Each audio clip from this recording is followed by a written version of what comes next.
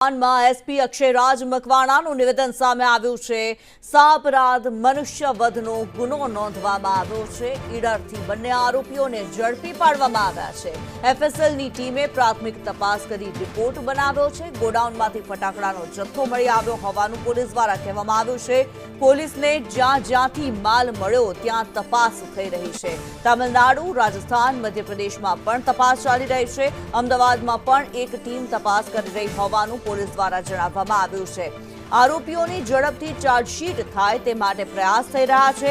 Aluminium પાવડરના કારણે વિસ્ફોટ થયો હોવાનું પોલીસ દ્વારા જણાવવામાં આવ્યું છે। શરૂઆતની તપાસ બાદ પોલીસે મોટો ખુલાસો કર્યો છે।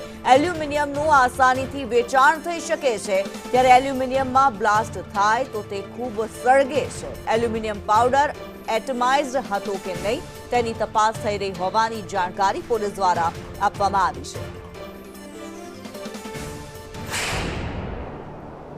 દિશાની ઘટનાની ગંભીરતા જોતા સરકારશ્રી દ્વારા ખૂબ કડક સૂચના આપી અને આ ગુનાની અંદર જે છે એ અપરાધ મનુષ્યવધની કલમ લગાડવામાં આવી છે અને આની અંદર જે તપાસ હાથ ધરવામાં આવી છે। ત્યાં પોલીસને અને એફએસએલની ટીમને ત્યાં એલ્યુમિનિયમ પાવડરની હાજરી પણ મળી આવેલી છે તથા એક બેગ કે જેનું નામ છે યેલો ડેક્સ્ટ્રાઇન, આની પણ પોલીસને ત્યાં હાજરી મળી આવી છે અને એફએસએલ તે તમામ વસ્તુને કબજે લઈ તેના પ્રકારના પણ રિપોર્ટ કરેલા છે।